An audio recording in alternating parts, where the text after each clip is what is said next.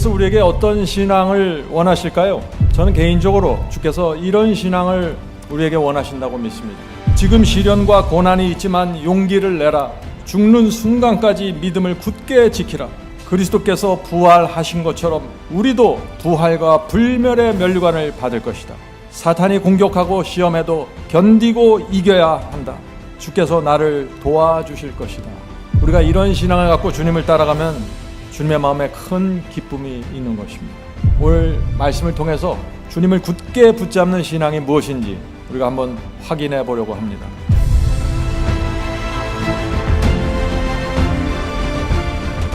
자, 질문을 드립니다. 바울의 편지서 14개에서 가장 강조된 기별이 무엇일까요? 하는 질문입니다. 가장 강조된 것은 부활입니다. 주께서 부활하지 않았다면 성경 전체가 의미가 없습니다. 주께서 부활하지 않고 무덤 속에 여전히 남아있어서 흙이 되었다면 인류에게 아무런 희망이 없는 것입니다. 기독교도 존재할 수 없는 것입니다. 부활입니다. 자, 그렇다면 또 질문을 드리죠. 주님께서 부활하신 것처럼 그렇게 부활하신 사람들이 정말 있습니까? 하는 질문입니다. 예수님 외에 누가 부활했습니까?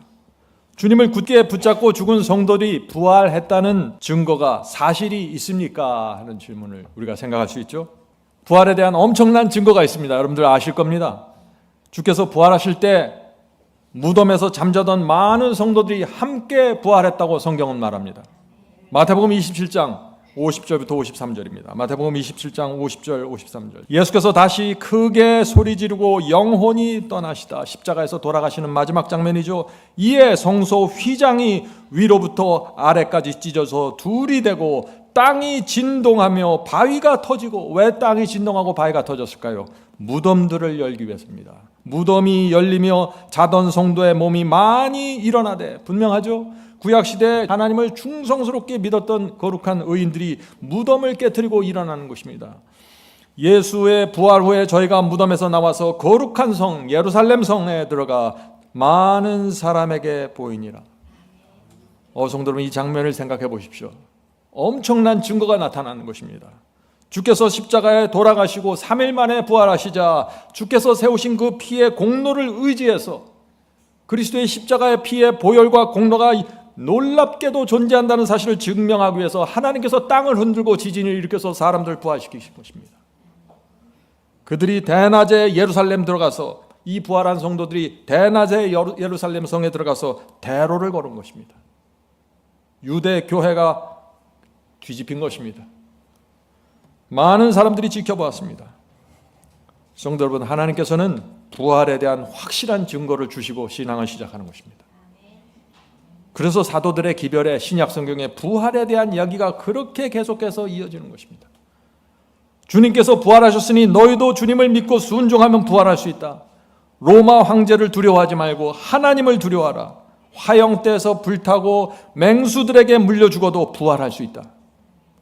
우리 주님께서 약속하셨다. 너희가 나를 믿으면 죽어도 살겠고. 성도 여러분, 하나님께 충성한 자들은 죽어도 살고 영생의 면류관을 받는다는 이 기별이 그 당시 소아시아와 유럽을 휩쓴 것입니다. 단순한 복음입니다.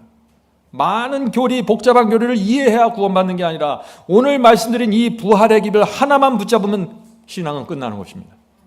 그것을 붙잡고 수많은 사람들이 구원을 받은 것입니다.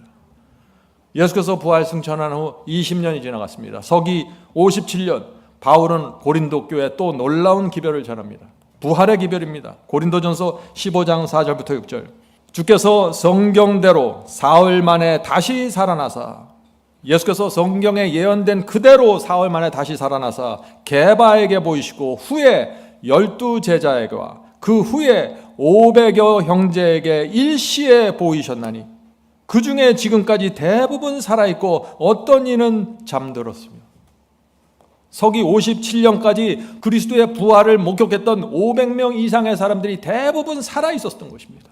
12제자만 주님의 부활을 보고 주님의 몸을 만진 것이 아니라 500여 명이 무덤에서 부활하신 그리스도를 목격했다. 그들 대부분이 지금도 살아있다. 이 기별을 고린도 교회에 전한 것입니다. 이 말씀을 들은 이 고린도 교회 교인들의 마음이 어땠을까요? 부활에 대한 소망으로 불타오른 것입니다. 어떤 고생과 어려움이 있어도 주님께 충성하겠다는 신앙으로 들어가게 되는 것입니다. 여기에 말이 더 이상 필요 없는 것입니다. 부활하는데요. 성도 여러분, 부활과 영생의 진리를 믿으면 신앙은 불타오릅니다. 부활과 영생을 믿는데 신앙이 불타지 않으면 안 믿는 것입니다. 그것은. 자, 질문 드리죠. 부활을 믿으면 어떤 변화가 생길까요? 인생은 내가 죽을 때 끝나는 것이 아니다. 주님께서 반드시 나를 부활시키고 영생의 면류관을 주신다 하는 이 진리를 정말 믿으면은 어떤 변화가 생길까요? 놀라운 변화가 생깁니다. 모든 고난과 고통과 염려가 지푸라기처럼 힘없이 사라집니다. 가난과 질병도 두려워하지 않습니다. 내 인생의 미래를 두려워하지 않습니다. 이 세상을 나그네처럼 살게 됩니다. 내 인생의 목표는 오직 한 분 그리스도입니다. 이렇게 되는 것입니다. 얼마 전에 임종을 앞둔 한 형제를 방문했습니다. 그 형제는 평생 교회를 다닌 적이 없는 분입니다. 저는 그 침상에 누워있던 그분에게 부활과 영생의 소망을 주기 원했습니다. 이렇게 말했습니다. 형제여, 갑자기 주님을 믿는다는 것이 어색하게 느껴질 것입니다. 그러나 나는 형제가 형제의 누님과 형님을 사랑하고 존경한다는 사실을 압니다.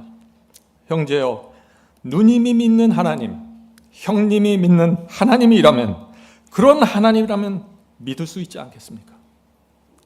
그분은 눈물을 글썽이면서 아멘이라고 대답했습니다. 저는 또 이렇게 말했습니다. 형제여, 죄 짓지 않고 선을 많이 행해야만 구원받는 것이 아닙니다. 나는 형제에게 오늘 두 가지 말씀을 드리겠습니다. 이 말씀을 굳게 붙잡으면 주께서 형제에게 부활과 영생의 면류관을 주실 것입니다.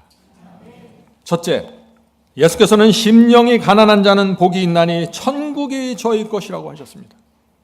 너희가 나를 믿으면 죽어도 살겠고라고 하셨습니다. 지금 형제의 심령은 가난합니다. 지금까지 살아오면서 가장 가난한 심령을 지금 받고 있는 것입니다. 이 가난한 심령으로 주님을 영접하면 주께서 형제에게 지금 천국을 약속해 주시는 것입니다. 형제를 반드시 부활시켜 주십니다. 둘째, 예수님은 세상 죄를 지고 가는 하나님의 어린 양이십니다. 형제여, 지금까지 살면서 범한 모든 죄들을 하나님의 어린 양에게 드리십시오. 그분이 지고 가십니다. 주님께서 형제의 모든 죄를 지고 가실 것입니다. 형제님 마음에 생각나는 모든 죄를 드리고 맡기십시오. 주님을 붙잡고 용서를 구하시면 그분께서 불쌍히 여겨주십니다. 그 형제의 눈에 눈물이 고이는 모습을 보았습니다. 그날 방문한 우리 모두는 함께 기도했고 그 형제에게 침례를 베풀었습니다. 침례는 주님의 마음에 큰 기쁨을 드리게 되었을 것입니다. 저는 끝으로 그 형제에게 이 말씀을 읽어주었습니다. 매뉴스크립트 18입니다. 여기에 우리가 위하여 기도하던 한 사람이 있다. 또 저기에 우리가 임종을 앞두고 대화를 나눈 사람이 있다. 여기에 또 불쌍한 술주정뱅이로 산 사람이 있다. 여기 저기 그 죽음을 앞둔 마지막 임종을 둔 사람들이 있다는 것입니다. 우리는 구원하기에 능하신 예수님께 그들의 시선을 고정시키게 하려고 노력하였고 주님께서 사망을 이기고 승리를 주실 수 있다고 말해 주었다. 그들은 의지할 데 없는 영혼을 주님께 맡겼다. 그 마지막 순간에 주님께 맡기는 장면이죠.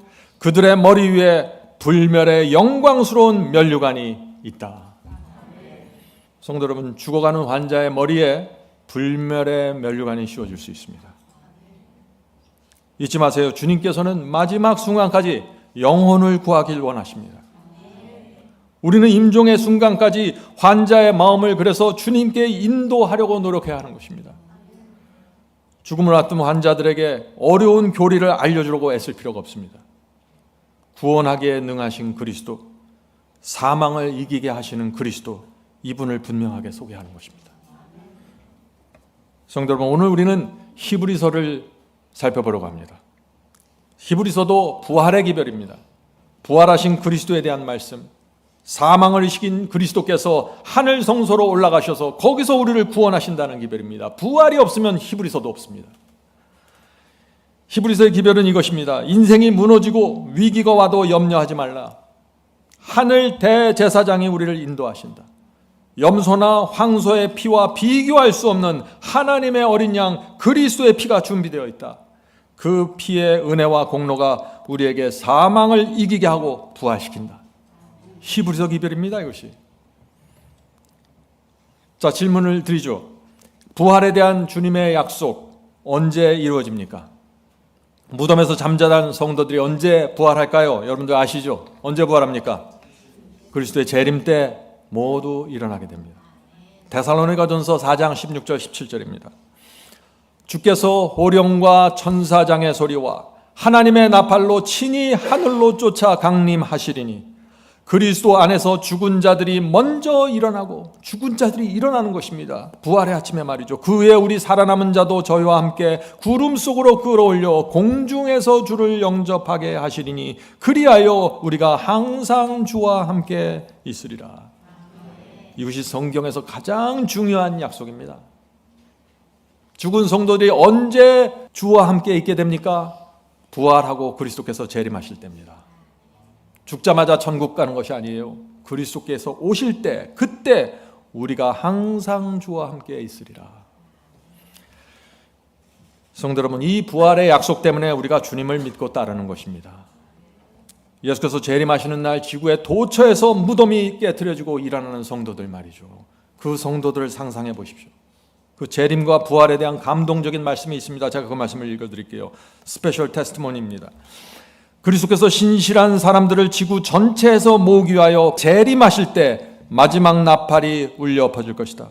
가장 높은 산의 꼭대기에서부터 가장 낮은 동굴의 낮은 곳에 이르기까지, 저 에베레스트 산 꼭대기부터 저 낮은 산 동굴에서부터 지구 전체에서 죽어있던 자들이, 순교한 자들이, 충성스럽게 살다가 죽은 자들이 다 일어난다는 것입니다.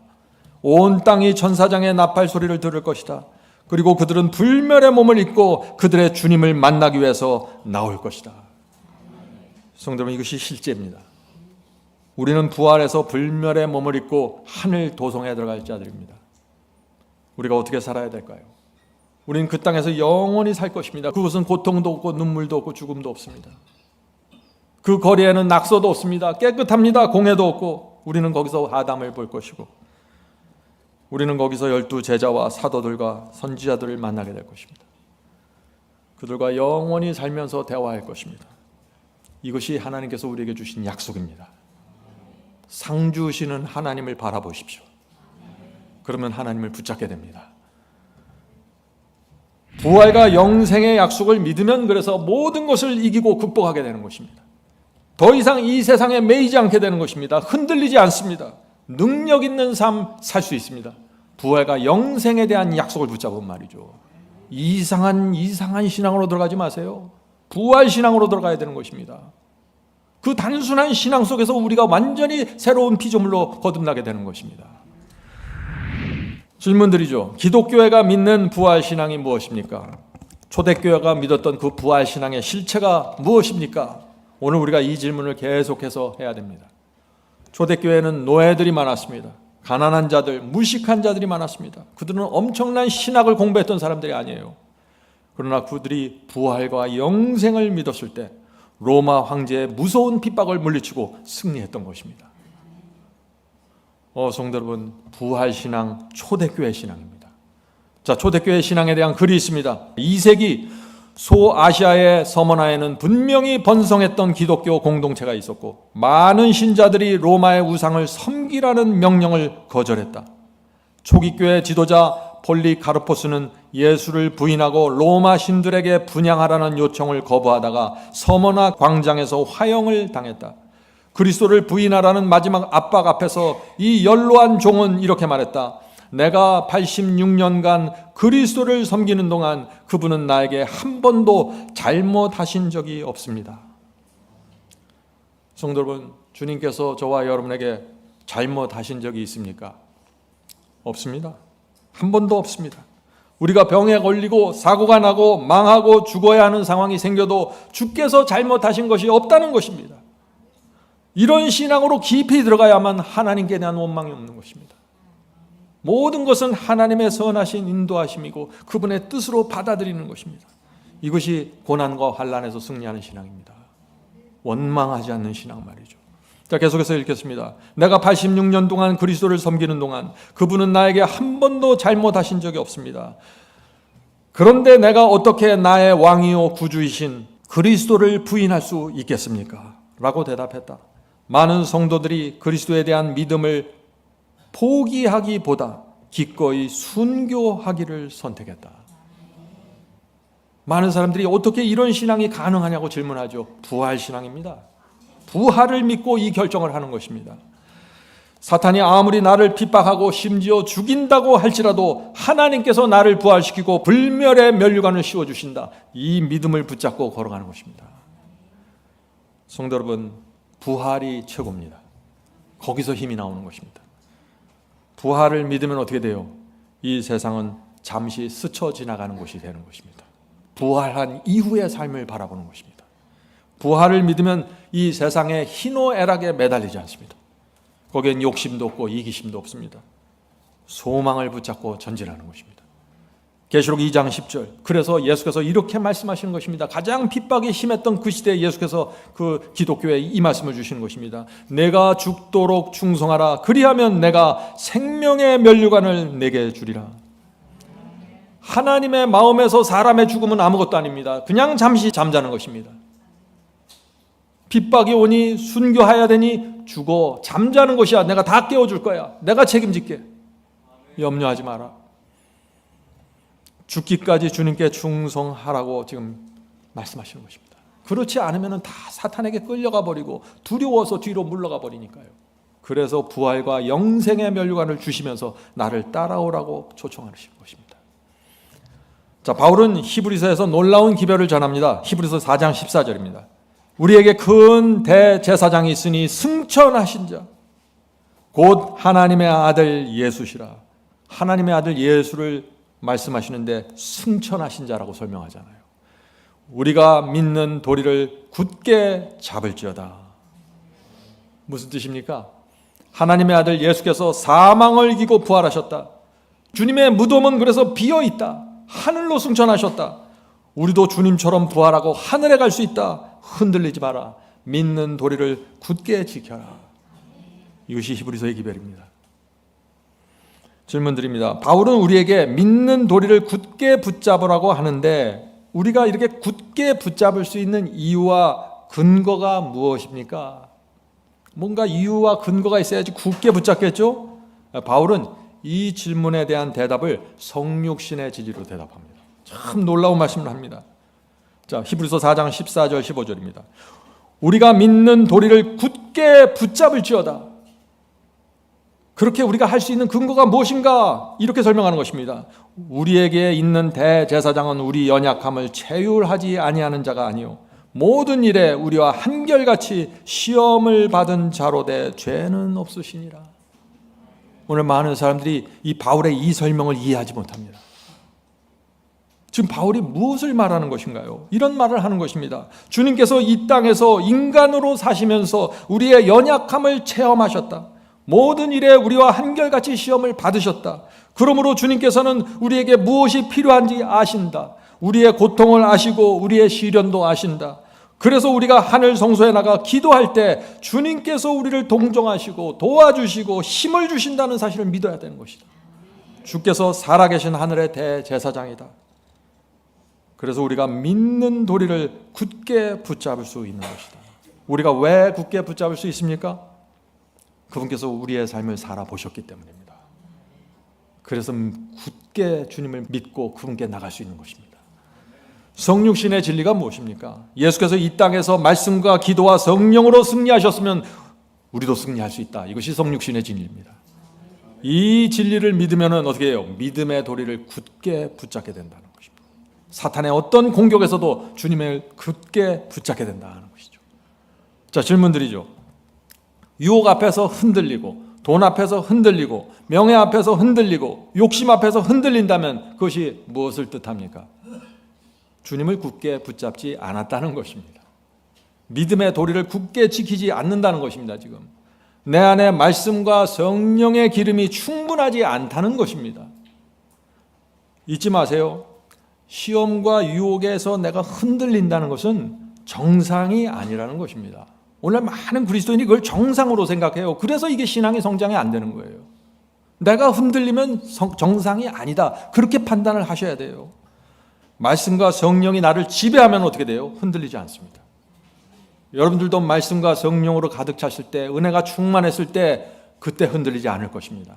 전에는 흔들렸는데 내 안에 말씀과 은혜가 충만했을 때는 안 흔들린다는 사실을 여러분이 알 것입니다. 계시록 3장 11절입니다. 내가 속히 이 말이니 내가 가진 것을 굳게 잡아. 지금 계속해서 지금 굳게 잡으라고 요청하죠. 굳게 잡아 아무나 내 면류관을 빼앗지 못하게 하라. 영생의 면류관은 한 번 쓰면 개런티 되는 것이 아닙니다. 빼앗길 수 있는 것입니다. 우리가 받은 진리를 굳게 붙잡아야 합니다. 주님을 굳게 붙잡아야 합니다. 그렇지 않으면 빼앗긴다는 것이에요. 무엇을 빼앗겨요? 영생의 면류관을요. 성도 여러분, 제가 여러 번 말씀드리지만 하나님만 계신 것이 아닙니다. 사탄이 있습니다. 우는 사자처럼 다니면서 주께서 주신 면류관을 빼앗으려고 달려드는 것입니다. 굳게 지켜야 됩니다. 그래서 자, 질문 드리죠. 진리와 주님을 굳게 잡는다는 것이 어떤 경험입니까? 온 힘을 다해 붙잡고 버티고 견딘다는 것입니다. 성도 여러분, 우리는 지금 하나님과 사탄의 치열한 전쟁 속에서 살고 있는 것입니다. 적당히 대충 하면서 승리할 수 없습니다. 믿음의 도리를 굳게 붙잡는 자들이 하늘 도성에 들어간다는 것이죠. 자, 히브리서 4장 14절 보죠. 우리에게 큰 대제사장이 있으니 승천하신 자 곧 하나님의 아들 예수시라. 우리가 믿는 도리를 굳게 잡을지어다. 굳게 잡으라고 하죠. 예수께서 또 말씀하십니다. 마태복음 11장 12절입니다. 전국은 침노를 당하나니 침노하는 자는 빼앗느니라. 이 영어 성경의 표현을 보면 더 분명해집니다. 성도 여러분, 천국은 침노하는 자일 것입니다. 천국은 안일하게 살다가 할 수 있는 곳이 아니다. 왜? 사탄이 공격해서 들어온다. 조심해라. 하늘에 대한 열정이 분명해야 된다. 침노해서 들어가라. 온 힘을 다해 주님을 붙잡아라. 이것이 성경의 기별입니다. 우리 인생에 롤러코스터 같은 일들이 생깁니다. 종종. 제가 미국에 간 지 며칠 안 돼서 롤러코스터 한번 타본 적이 있어요. 디즈니랜드 가서. 깜짝 놀랐습니다. 한국에 그 당시에 이런 것이 없었는데 롤러코스터가 뭔지도 모르고 탔는데 굉장히 빠른 속도로 돌아갑니다. 아주 높은 곳에서 폭포수처럼 아주 곤두박질 칩니다. 막 다리가 떨리고 오금이 저렸어요. 제가 나오면서 다시는 이거 안 타겠다 그렇게 생각했습니다. 우리 인생에 그런 위기가 옵니다. 다시는 당하고 싶지 않는 환난 갖고 오는 말이죠. 어떻게 해야 될까요? 온 힘을 다해 붙잡아야 됩니다. 주님을 굳게 붙잡지 않으면 튕겨져 나갑니다. 제가 오래전에요, 미국에서 신문을 봤는데 롤러코스터를 타던 어떤 사람이 튕겨져 나갔어요. 다른 사람들은 모두 안전하게 탔습니다. 근데 그 한 사람만 튕겨져 나갔어요. 왜 그랬을까요? 안전벨트를 대충 끼고 탄 겁니다. 주님께서 우리의 안전벨트입니다. 주님을 꼭 붙잡고 사셔야 됩니다. 굳게 붙잡지 않으면 떨어져 나갑니다. 잊지 마세요. 하나님만 계신 것이 아닙니다. 사탄이 우리 앞에 오만 가지를 던져주면서 흔들어대고 유혹합니다. 굳게 붙잡아야 됩니다. 히브리서 10장 23절. 또 약속하는 이는 미쁘시니, 하나님께서, 주님께서 우리에게 약속해 주셨는데 주님은 미쁘시다는 것입니다. 미쁘시다는 것이 무슨 뜻이라 그랬죠? 신실하다는 것입니다. 약속하면 반드시 지킨다는 것입니다. 미쁘시니 우리가 믿는 도리의 소망을 움직이지 말고 굳게 잡아.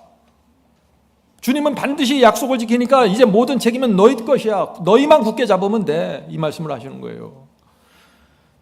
성도 여러분, 주께서 미쁘셔서 반드시 약속을 지키십니다. 그러므로 우리는 어떤 상황에서도 소망을 잃어버리면 안 됩니다. 끝까지 소망을 굳게 잡아야 됩니다. 저는 지금까지 살면서 주님을 놓치고 떨어져 가는 사람들을 제 주변에서 많이 봤습니다. 떨어져 나갈 때 가장 먼저 흔들리는 게 뭔지 아세요? 소망을 잃어버립니다. 왜 소망을 잃어버릴까요? 죄책감 때문에 소망이 흔들리고, 세상 재미 때문에 소망이 흔들리고, 이 소망이 흔들리면 어떻게 돼요? 그 다음에 믿음의 도리를 놓칩니다. 불순종으로 갑니다. 넓은 길로 갑니다. 떨어져 나가는 것입니다. 이것이. 성도 여러분, 굳게 붙잡읍시다. 소망을 붙잡아야 됩니다. 주께서 어떤 분인지 알면은 우리는 굳게 붙잡을 수 있는 것입니다. 로마서 8장 37절 39절입니다. 이 말씀은 우리로 하여금 주님을 굳게 붙잡게 만들죠. 이 모든 일에 우리를 사랑하시는 이로 말미암아 우리가 넉넉히 이기느니라. 우리가 잘나서 이기는 것이 아니라 주님께서 이기기 때문에 우리가 넉넉히 이길 수 있다는 것입니다. 내가 확신하노니 사망이나 생명이나 천사들이나 권세자들이나 현재일이나 장래일이나 능력이나 높음이나 깊음이나 다른 아무 피조물이라도 우리를 우리 주 그리스도 예수 안에 있는 하나님의 사랑에서 끊을 수 없으리라. 이것이 우리가 붙잡고 있는 약속입니다. 아무도 하나님의 사랑에서 우리를 끊어낼 수 없습니다. 하나님의 사랑은 어떤 상황에서도 끊어지지 않습니다. 그래서 이 사랑은 신뢰할 수 있는 사랑입니다. 이것을 믿고 전진합시다. 자, 한 찬송이 있습니다. 찬송, 주께서 나를 굳게 붙잡으신다는 찬송인데, 이 찬송 가사를 보면은요, 이 성도들의 그 간절함이, 주님을 굳게 따라가고 싶은 간절함이 잘 나타나 있습니다. 자, 그걸 읽겠습니다. 내 믿음이 약해질까 두려울 때 주여 나를 굳게 붙잡아 주소서. 마귀가 나를 지배하려고 할 때 주여 나를 굳게 붙잡아 주소서. 인생의 두려운 길에서 내 믿음이 흔들릴 때 주여 나를 꼭 붙잡아 주소서. 나를 안아 주소서. 끊을 수 없는 사랑으로 나를 붙잡아 주소서. 주께서 구원한 자들이 주님께 큰 기쁨이 되니 나를 굳게 붙잡아 주소서. 내가 너무나 부족하지만 주님의 눈에는 보석 같으니 나를 굳게 붙잡아 주소서. 주께서 나를 잃어버릴 수 없고 주의 약속은 신실하오니 나를 굳게 붙잡아 주소서. 주께서 엄청난 대가를 지불하고 나를 구속하셨으니 나를 굳게 붙잡아 주소서. 주께서 날 위해 피 흘리고 돌아가셨으니 나를 굳게 붙잡아 주소서. 주께서 죽음을 이기고 부활하셨으니 나도 영생의 부활로 일으켜 주소서. 내 믿음이 보지 못하는 것을 볼 때까지 나를 굳게 붙잡아 주소서. 주께서 재림하시는 그날까지 나를 굳게 붙잡아 주소서. 주께서 내 안에서 구원의 역사를 시작하셨으니 그 역사를 완성해 주소서. 아멘. 성도 여러분, 염려할 거 없습니다. 주께서 우리를 굳게 붙잡아 주십니다.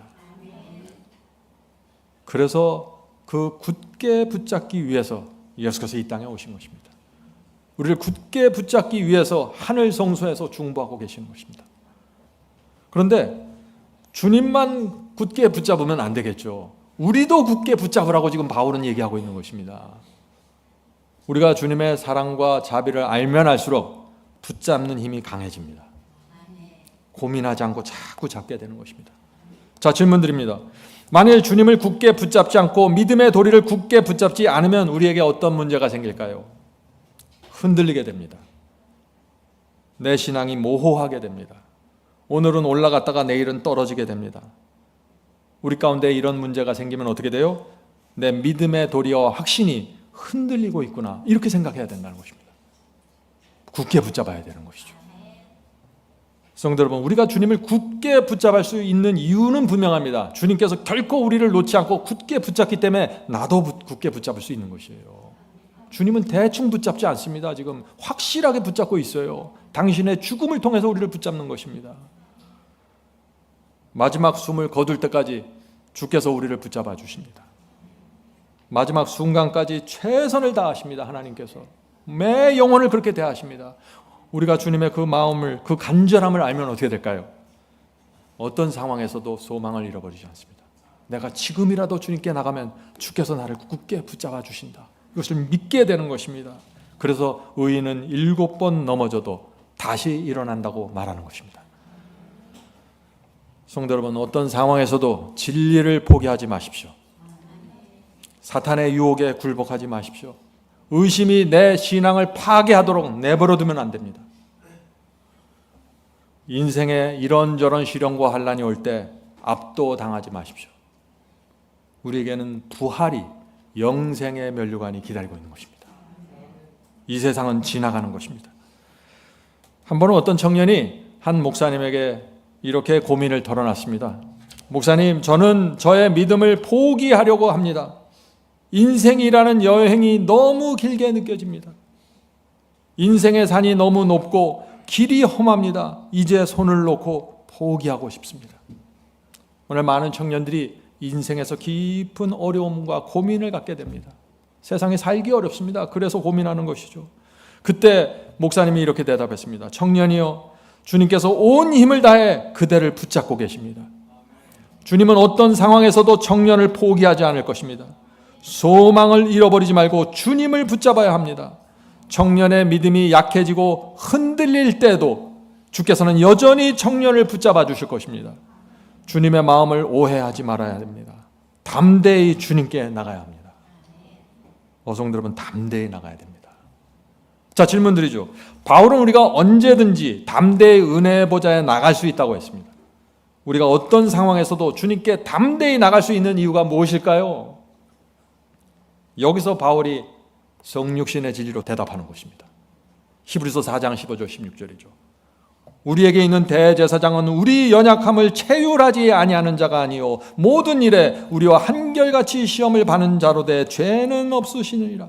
그러므로, 결론입니다. 그러므로 우리가 긍휼하심을 받고 때를 따라 돕는 은혜를 얻기 위하여 은혜의 보좌에 담대히 나갈 것이니라. 바울의 논리가 이해가 되십니까? 주께서는 우리를 불쌍히 보신다. 왜냐하면 주께서는 우리의 연약함을 체험하셨고 우리처럼 이 땅에서 시험 받아보셨기 때문이야. 우리를 너무나 잘 알아. 우리의 인생이 얼마나 고달프고 힘든지 주께서 아신다. 주께서는 유대교에서 그 당시 가장 천대받던 장녀와 세리일지라도 존중하셨고 붙잡아 주셨다. 머물거리지 말고 주 앞에 나가라. 담대히 은혜의 보좌에 나가라. 이것이 바울의 기별입니다. 성육신의 진리를 믿는 사람들은 항상 주 앞에 담대히 나갈 수 있는 것입니다. 성도 여러분, 우리 신앙에 네 가지가 있어야 합니다. 네 가지입니다. 첫째, 주님의 사랑과 자비를 믿어야 합니다. 어떤 상황에서도 주님의 사랑과 자비를 믿어야 합니다. 둘째, 주님의 말씀을 그대로 받아야 합니다. 내 생각대로 말씀을 이렇게 저렇게 뜯어고치면 안 돼요. 주께서 말씀하신 그대로 받으셔야 됩니다. 우리는 피조물이고 주님은 창조주십니다. 이거를 잊으면 안 돼요. 창조주의 말씀에 우리가 토를 달 수 있는 존재들이 아닙니다. 하나님께서 말씀하셨는데 내 생각에는요 이것은 아닌데요. 말이 안 되는 것이죠. 자기가 누군지를 모르는 것입니다. 셋째, 믿음으로 행하고 순종해야 됩니다. 넷째, 날마다 주께서 주실 부활과 불멸의 면류관을 바라보면서 전진해야 됩니다. 이 네 가지를 아침마다 확인하고 되새겨야 됩니다. 그럼 어떻게 될까요? 우리 심령에 아침마다 감사와 충성이 올라오게 됩니다. 아침마다 하늘 도성 향해 나가게 되는 것입니다. 성도 여러분, 매 아침마다 이 역사가 우리에게 이루어지길 제가 간절히 바랍니다. 자, 예레미야 애가 3장 22절 23절입니다. 여호와께서 어떤 분인지 설명합니다. 여호와의 자비와 긍휼이 무궁하심으로 우리가 진멸되지 아니함이니이다. 이것이 아침마다 새로우니 주의 신실함이 크도소이다. 성도 여러분, 예레미야 애가에서도 지금 아침마다 확인하라는 거예요. 아침마다 무엇을 확인해요? 여호와의 자비와 긍휼함이 무한하다는 사실을 아침마다 기억해라. 하나님의 목적은 우리를 진멸하는 것이 아니라는 것을 아침마다 기억하라. 이것을 기억하면 어떻게 돼요? 아침마다 하나님을 굳게 붙잡게 된다는 것입니다. 바울은 또 히브리서에서 참 여러 가지 말씀을 하세요. 굳게 붙잡으라고 하다가 저쪽에 가서는 완전을 향해 나가라고 합니다. 여기서 또 사람들이 크게 놀라죠. 히브리서 6장 1절부터 2절입니다. 그러므로 우리가 그리스도도의 초보를 버리고, 자, 초보를 버리라는 것은 초보에서 멈추지 말라는 것입니다. 초보도 중요합니다. 근데 거기서 멈추지 말고 더 나가라는 것이죠. 주님을 오랫동안 믿었는데 초보에서 멈추는 사람들이 많이 있다. 자, 계속해서 읽겠습니다. 초보를 버리고 죽은 행실을 회개함과 하나님께 대한 신앙과 침례들과 안수와 죽은 자의 부활과 영원한 심판에 대한 교리의 터를 다시 닦지 말고 완전한 데 나갈지니라. 바울이 무엇을 말하고 있습니까?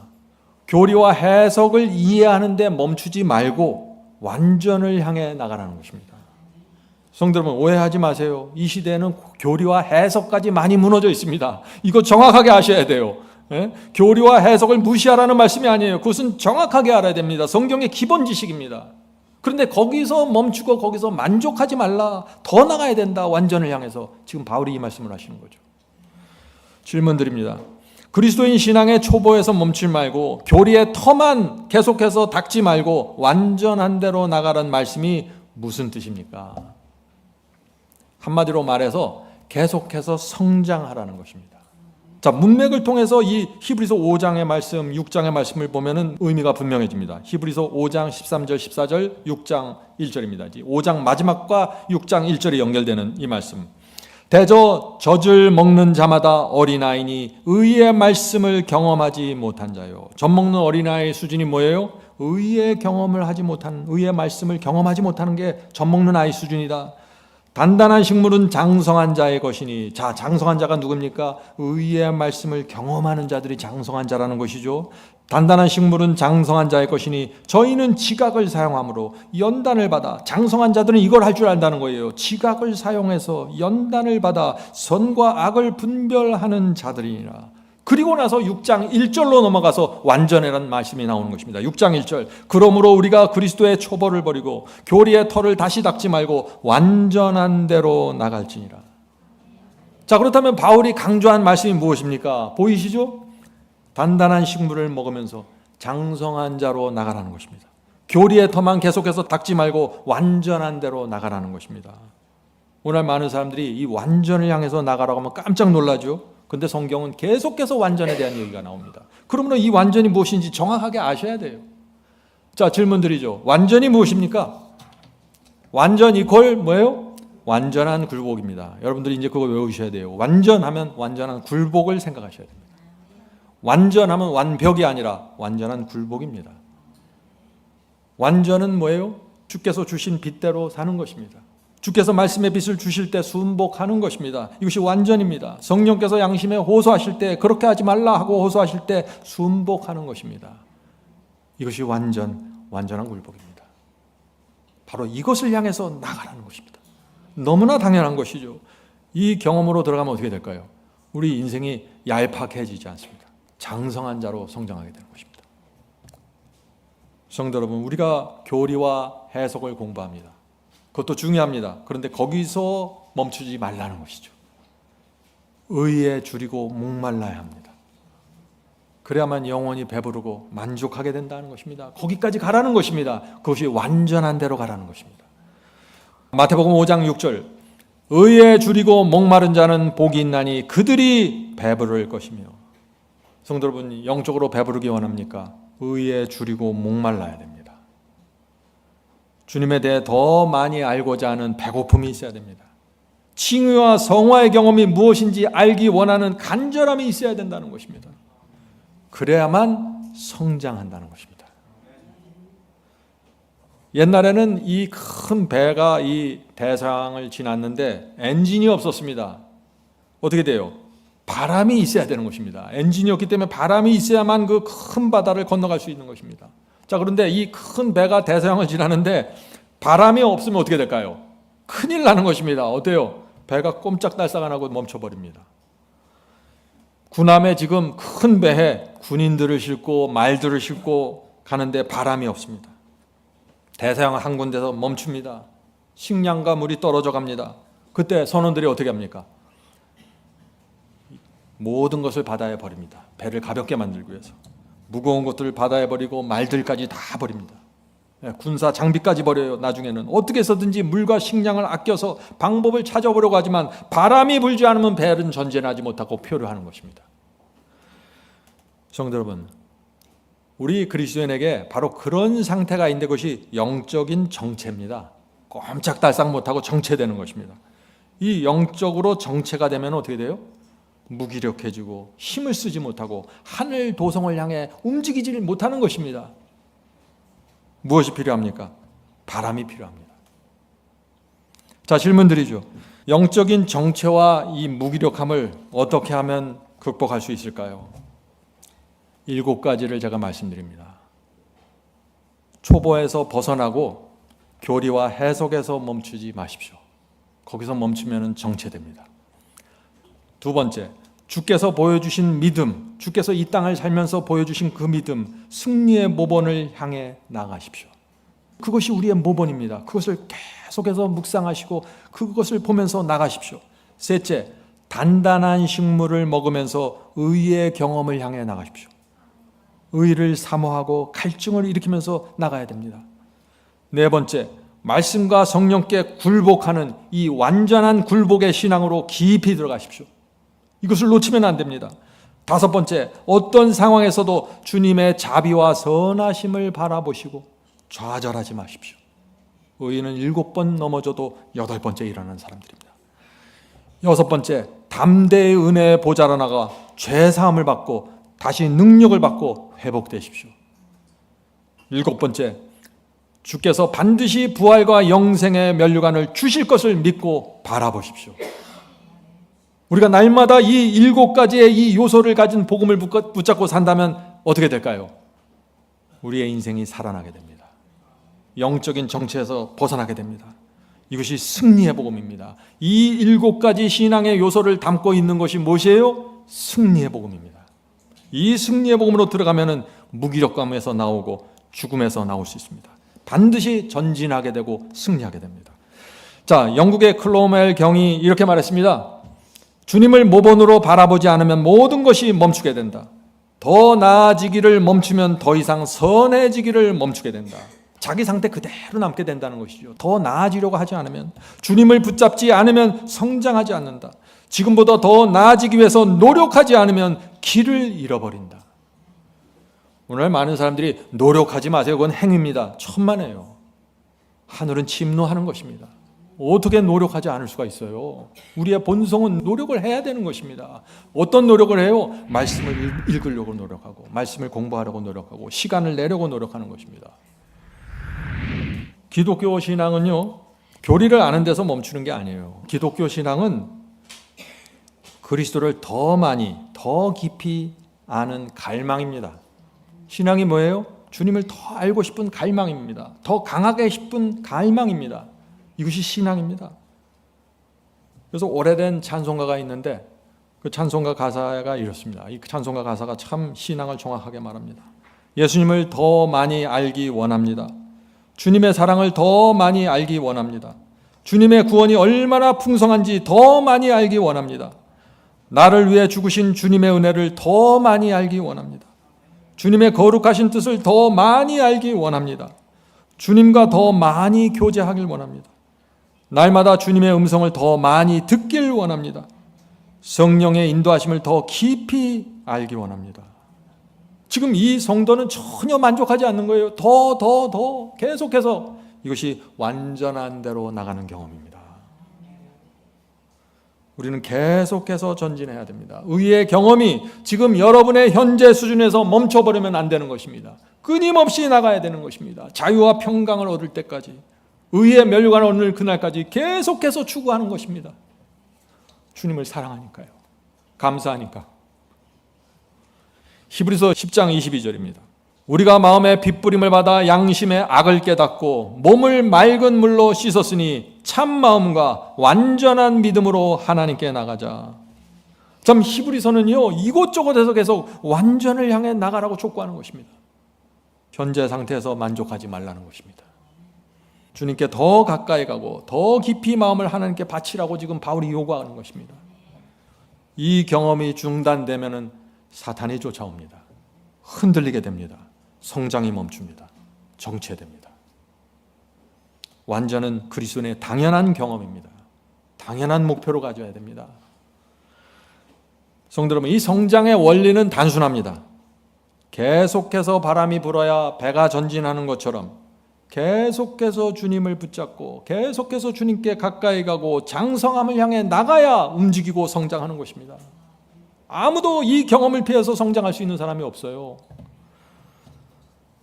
믿는다고 고백하는 것만으로는 충분하지 않습니다. 지금 바울이 얘기하죠. 참 마음과 완전한 믿음으로 하나님께 나아가자라고 촉구합니다. 성경을 읽을 때, 기도할 때 참 마음과 완전한 믿음으로 확신을 갖고 하나님께 나가야 되는 것입니다. 그럴 때 성경 말씀이 다시 보이게 되는 것입니다. 애매하면 안 됩니다. 지금 우리는 부활과 영생을 받는 신앙을 지금 하고 있는데 여기서 어떻게 애매함이 있을 수가 있겠어요? 인생을 걸든지 말든지 결정하는 것입니다. 여기서는 히브리서 2장 2절 믿음의 주여 또 온전케 하시는 이인 예수를 바라보자. 예수님 어떤 분이세요? 우리를 완전케 하시는 데까지 만족하지 않는 분이십니다. 질문 드리죠. 우리는 왜 하나님 앞으로 나가야 합니까? 주님을 바라보고 주님께 가까이 가야 하는 이유와 목적이 무엇입니까? 주님께 가까이 가라, 가까이 가라. 늘 모든 사람들이 이 말을 하죠. 왜 우리가 가까이 가냐? 이 말씀을 하는 것입니다. 제가 좋아하는 글을 읽어드리겠습니다. 신앙은 주님께 가까이 가는 것입니다. 무엇을 얻기 위해 가까이 가는 것이 아닙니다. 주님을 더 가까이 보고 싶어서 가까이 갑니다. 하나님을 더 깊이 알고 더 친밀하기 원하기 때문에 가까이 갑니다. 하나님의 사랑과 능력에 대한 흔들리지 않는 믿음을 얻기 위해 가까이 갑니다.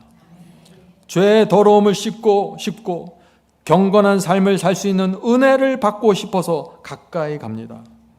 완전한 확신을 얻기 위해 가까이 갑니다. 주님께서는 약속하신 것을 반드시 이루신다는 믿음을 얻기 위해 가까이 갑니다.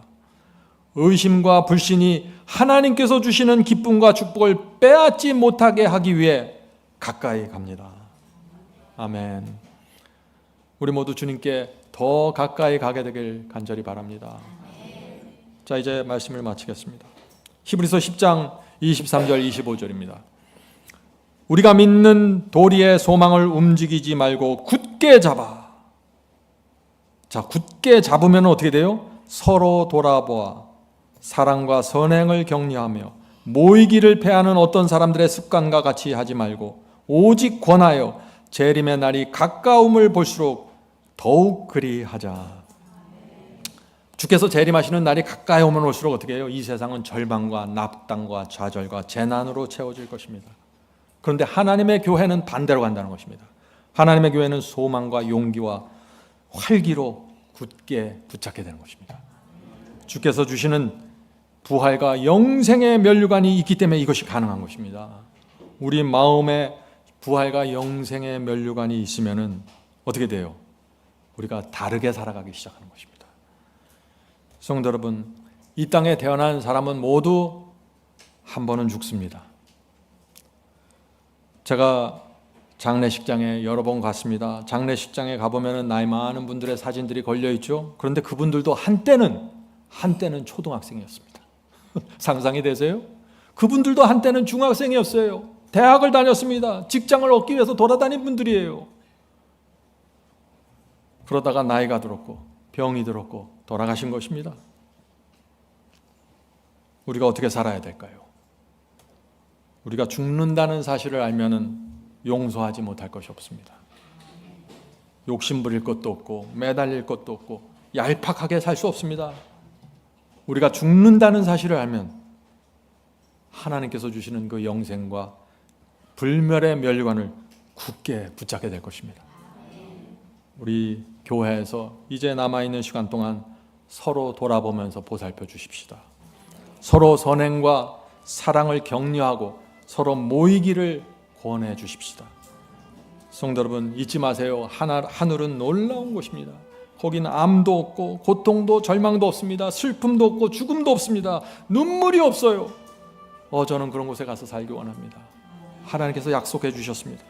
성령께서 우리 모두를 하늘 도성 가는 날까지 지켜주시고 인도해 주시길 간절히 바랍니다.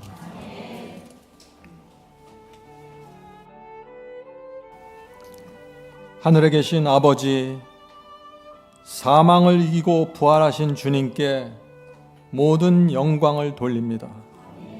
주님이 아니셨다면 아무런 소망 없이 살다가 죽을 수밖에 없는 운명들입니다.